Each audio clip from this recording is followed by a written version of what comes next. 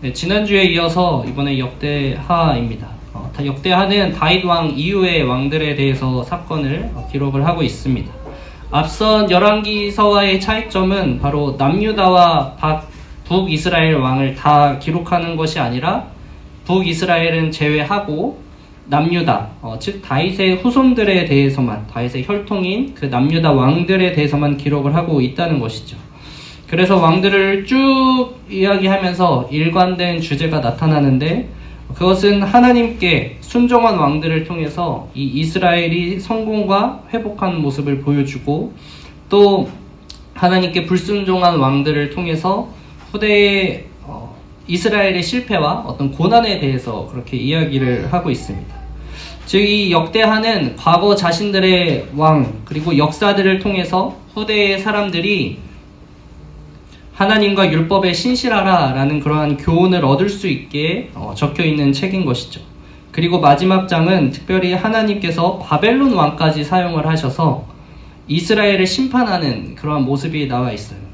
이를 통해서 이스라엘 백성들은 자신들의 이 포로 생활이 하나님의 결과, 어떤 하나님의 심판의 결과이긴 하지만 그것이 여전히 하나님의 계획하심 아래 있구나 라는 것을 깨달을 수 있는 것이죠. 왜냐하면 이방의 왕조차 사용하셔서 하나님께서 심판하신 거기 때문에 이것은 하나님의 계획 안에 있는 것이네, 그렇게 생각할 수 있는 것입니다.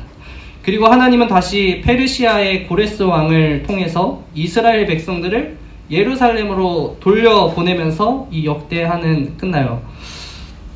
맨 마지막 장절인 36장 23절을 읽어드립니다. 바사왕 고레스가 이같이 말하노니 하늘의 신 여호와께서 세상 만국을 내게 주셨고 나에게 명령하여 유다 예루살렘의 성전을 건축하라 하셨나니 너희 중에 그의 백성된 자는 다 올라갈지어다. 너희 하나님 여호와께서 함께 하시기를 원하노라 하였더라.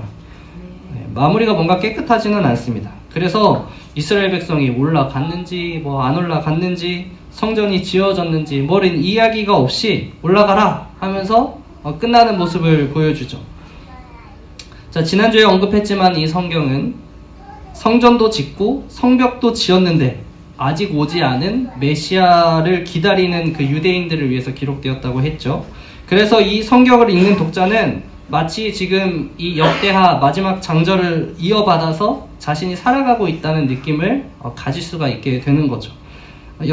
그래서 역대하 37장이 없지만 있다면 내가 지금 역대하 37장을 마치 기록하는 삶을 살아가고 있는 듯한 그런 하나님의 계획, 어떤 메시아의 오심을 기다리는 삶이 하나님의 어떤 그 모든 섭리 속에서 이루어지고 있다라는 것을 믿을 수 있게 하는 것입니다.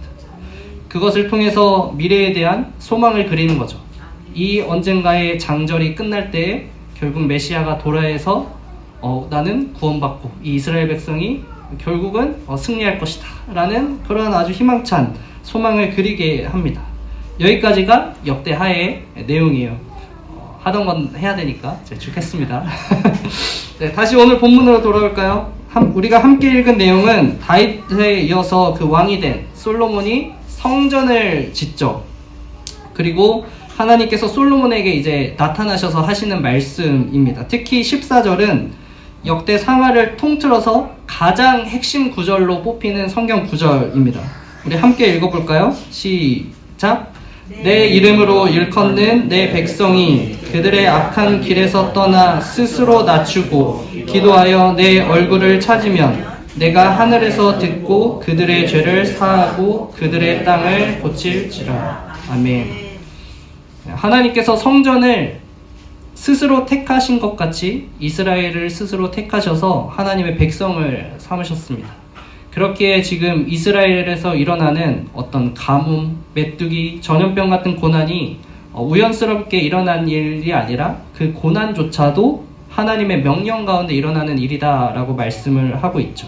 그리고 이 문제를 해결하기 위한 방법, 그것은 그 문제를 일으키신 거죠. 일어나게 만드신 하나님을 통해서 해결하는 방법밖에 없다고 지금 성경은 말하고 있습니다.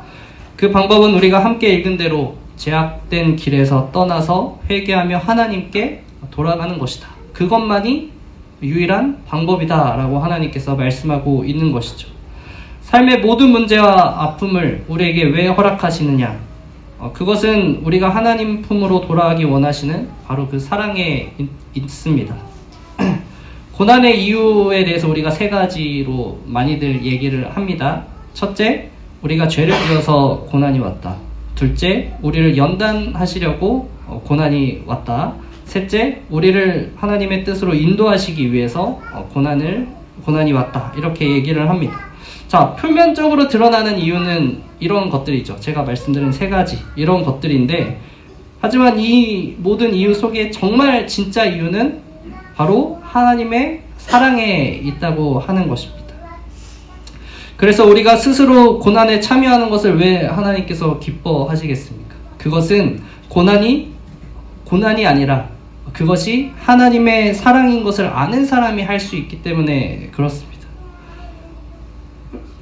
여러분, 왜 고난에 왜 참여하시는 거예요? 정말 사실 왜 참여하시죠? 하나님 고난 우리가 참여하지 않아도 하나님 우리 사랑하실 텐데요. 네. 하지만 그 고난이 아니라 정말 하나님의 사랑이고 섭리고 하나님의 인도하심을 안다면 우리가 그것 가운데 기꺼이 고난의 자리로 나아갈 수 있게 되는 것이죠. 그리고 이 하나님은 우리에게는 누구 중심적으로 살라고 말씀하시죠? 하나님 중심으로 살라고 말씀하시잖아요. 하지만 하나님은 하나님 중심적으로 살고 계실까요? 내가 짱이야 이러면서? 아니죠. 하나님은 사실 우리에게는 하나님 중심적으로 살라고 말씀하시지만 하나님께서는 막상 우리를 너무 사랑하시기 때문에 우리 인간 중심적으로 사실은 살아가고 계십니다. 자, 하나님께서 우상을 쓸어버려라 이렇게 말씀을 하셨어요. 자, 이것이 하나님을 위한 일이라고 여러분 생각하십니까? 우상은 사실 없는 거잖아요. 무예요. 그죠? 그냥 거짓된 겁니다. 그런데 하나님 입장에서 그래서 사람들이 우상을 섬기든 우상한테 갖다 바치든 그게 하나님한테 어떤 피해가 가는 일인가요? 사실은 하나님 입장에서는 아무런 상관이 없어요. 너희들이 갖다 바치든 그 우상을 믿는다고 하면서 걔 앞에서 절하든 하나님한테는 전혀 피해가 가는 일이 하나도 없다는 거죠. 그럼에도 왜 우상을 쓸어버려라 이렇게 말씀하시는 것은 누구를 위해서 말씀하시는 겁니까? 그것은 바로 하나님을 위해서가 아니라 바로 우리 인간들을 위해서 사실 하나님께서 말씀하고 계시는 것이죠. 헛된 우상에 속아서 심판과 멸망의 길로 가는 우리 인간들을 위해서, 그 인간들이 너무나 긍휼하고 불쌍하기 때문에 그렇게 하나님께서 인간을 위해서 말씀하고 계신다는 것이죠. 또 오늘 회개하고 돌아오라 이렇게 말씀을 하시는데, 여러분들 회개 안 하면 하나님이 죽으십니까? 아니잖아요. 하나님이 너 없인 내가 못 살아 하면서 그러진 않으신단 말이에요. 하나님의 능력이 없어질까요? 우리 믿는 사람이 줄어들수록 하나님의 어떤 전지전능한 그 능력이 조금씩 사라지기라도 하는 걸까요? 그렇지 않단 말이죠. 하나님이 속 썩어가면서 제발 좀 믿어라, 제발 좀 회개해라, 예수 좀 믿어라, 이렇게 말씀하시는 이유, 그것은 바로 하나님이 우리 인간을 너무나 사랑하시기 때문이죠. 자, 오늘은 종려주일이죠. 자, 예수님이 예루살렘에 입성하신 그런 어떤 영광과 승리의 날입니다. 하지만 그 승리는 거저 주어지는 것이 아니라 바로 예수 그리스도의 그 십자가 못 박혀 죽으심으로 이루어질 수 있는 그런 승리였죠. 마찬가지로 이 예수님이 왜 오셨겠어요, 굳이? 그것은 여러분들을 사랑하고 여러분들로 하여금 어떤 구원을 얻을 수 있게 하기 위해서 이 땅에 오신 거죠. 우리가 스스로가 마주한 그 상황이 내가 보기에 좋든지 나쁘든지 그것은 상관없이 그것은 사실 하나님의 사랑에서부터 시작됐음을, 그리고 하나님의 계획 속에 있음을 여러분 믿으시기 바랍니다. 그리고 그 순간 내가 바라봐야 하는 분도 오직 하나님 한 분뿐임을 기억하고 바라보시는 우리 성도님들 되시기를 축복합니다. 자, 계속해서 본문을 보면 하나님께서는 돌이키면 회복시키겠다, 그러한 약속과 함께 한 가지를 더 약속하셨어요. 16절입니다. 이는 내가 이미 이 성전을 택하고 거룩하게 하여 내 이름을 여기에 영원히 있게 하였음이라. 내 눈과 내 마음이 항상 여기에 있으리라. 하나님께서는 성전에 영원히 그리고 항상 계시겠다고 우리에게 약속을 하셨습니다. 자, 우리는 그 성전이 대단한 것이라서 하나님께서 머무시겠다고 한 것이 아니라는 것을 알죠? 지난주에 막 얘기했잖아요. 수수깡이 아니라, 그죠? 과자집이나 얘기했잖아요. 그래서 거기에 대단해서 머무시겠다고 하는 게 아니에요. 그죠? 하나님의 은혜로 거하시겠다고 그렇게 말씀을 하셨어요. 자, 그런데 이제 예수님이 종료주일인데 예루살렘에 들어가셔서 어디를 방문하셨죠? 성전을 방문하셨습니다. 자, 그리고 성전을 보고 뭐라고 얘기할까요? 네, 요한복음 2장에 나와 있는 것으로 말씀드리면 성전에 대해서 두 번 이제 얘기를 하시는데, 첫 번째는 내 아버지의 집으로 장사하는 집을 만들지 말라 하시니, 네, 하나님의 은혜로 지금 이 성전에 하나님께서 지금 거하고 계신데, 사람들은 그 성전을 어떻게 사용하고 있었죠?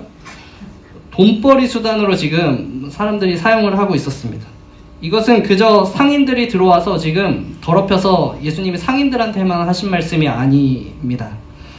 그 성전에서는 제사장과 이 상인들의 결탁이 있었어요. 그래가지고 제사장은 이제 성전 안에서 파는 상인들의 징표가 있는 양들만을 받아가지고 이제 제사를 드려주는 거예요. 그러면은 이제 멀리서 진짜 좋고 이쁜 성경에 부합한 양을 가지고 와서 제사를 드리려고 했는데 안 받아주면 어떻게 해야 돼요? 뭐 결국 팔고 새로 사야 되잖아요. 근데 이 상인들이 살 때는 아주 그냥 헐값으로 후려쳐가지고, 그죠? 사버리고, 팔 때는 진짜 볼품없는 거를 아주 비싸게 또 후려쳐가지고 비싸게 팔아버린다는 말이죠. 자, 그래서 엄청난 폭리를 처하죠. 또 이 성전에서는 성전 안에서만 통용되는 화폐가 있었기 때문에 이 환율 노름을 하는 거예요. 돈 바꿔주면서 밑장 빼기 하면서, 그죠? 엄청난 돈을 갈취했어요. 그래서 이 모든 이익의 일부는 제사장에게 돌아갔습니다. 자, 성전이 하나님의 계시는 곳임에도 불구하고 이 유대인들은 막상 그것을 은혜로 느끼지 아니하고 자신의 이익을 챙기는데 그렇게 사용을 하고 있었던 것이죠. 자, 그리고 예수님이 두 번째로 얘기한 거, 너희가 이 성전을 헐라, 내가 사흘 동안에 일으키리라, 이렇게 말씀을 하십니다. 자, 이제는 부패하고 죄악으로 가득 찬 예루살렘의 성전이 이제 무너져야 할 시점이 온 거죠. 예수님께서는 새로운 성전을 지으시기 때문이죠. 그것은. 그래서 베드로에게도 이렇게 교회가 생길 것을 말씀하셨어요. 또 내가 내게 이르노니 너는 베드로라, 내가 이 반석 위에 내 교회를 세우리니 음부의 권세가 이기지 못하리라, 이렇게 말씀을 하셨죠. 그 성전이 바로 뭐예요? 지금의 교회가 성전입니다. 예수님은 우리를 위해서 그 십자가에 못 박혀 죽으심으로 사흘 동안 죽고 부활하셔서 하나님 우편에 앉아서 모든 만물을 통치하시며 교회의 머리가 되셨습니다. 그리고 믿는 자들을 모아서 우리로 하여금 교회의 지체가 되게 하셨죠. 그래서 오늘 본문은 사실 이스라엘 백성에게 하는 말이지만 동시에 지금 현재를 살아가는 우리, 교회로 모인 우리에게도 하시는 말씀이죠. 그래서 성경을 뭐 이렇게 읽을 수도 있겠죠. 여호와께서 새소망교회에 나타나서 그들에게 이르시되 내가 이미 내 기도를 듣고 이곳을 택하여 내가 제사하는 성전을 삼았으니, 쭉 해서 이는 내가 이미 이 성전을 택하고 거룩하게 하여 내 이름을 여기에 영원히 있게 하였음이라. 내 눈과 내 마음이 항상 여기에 있으리라. 아멘. 네. 우리도 누가 택하신 겁니까? 하나님께서 우리를 택하셨다고 하는 것이죠. 여러분 중에 누구도 우연으로 이곳에 왔다고 생각하는 사람이 없기를 바랍니다. 이것은 은혜가 아니라 도대체 무엇으로 설명할 수 있겠어요? 은혜죠. 오직 은혜밖에 없는 거예요. 예수님의 그 2000년 전 사건이 우리에게 아무것도 아닌 사건이 아닌 것은 우리가 지금 모여있고 예수님께서 우리를 그 구원과 부활의 징표로서 우리를 증거 삼으셨다는 거죠. 보잘것없는 우리를 예수님께서 승리하셨다는 그 사실의 징표로서, 봐봐 여기 새소망교회 있잖아, 내가 부활해서 세웠어, 내가 이들의 머리야. 네. 여러분 떳떳하게 그렇게 그리스도인으로서, 징표로서, 부활의 징표로서 그렇게 은혜롭게 살아가시기를 바랍니다.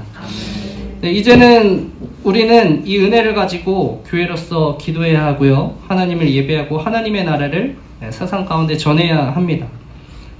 부패하고 타락했던 이스라엘의 그 성전이 아니라 정말 하나님이 거하시기에 합당한, 그리고 하나님의 축복을 세상에 흘려보낼 수 있는 그런 교회가 되어야 하는 것이죠.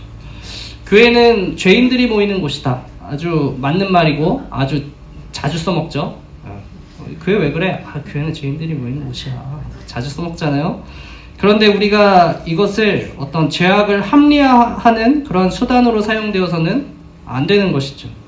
우리는 죄인이지만 죄를 추구하기 위해서 모이는 사람이 아니고 죄를 추구하는 그러한 사람들이 모이는 것이 아니기 때문입니다.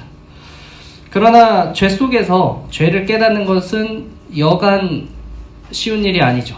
어렵습니다. 거기서 돌이키기란 더 쉬운 것이 아니죠. 죄를 깨달았는데 이것을 한 번에 돌이킨다? 그것이 쉬웠으면 이 성경에 기록된 죄인들은 그닥 없었을 거예요. 대부분 회개하고 구원받는 것으로 모든 스토리가 끝났을 거예요. 하지만 우리는 깨닫기도 쉽지 않을 뿐더러 돌이키기란 더 쉽지 않은 존재들이죠.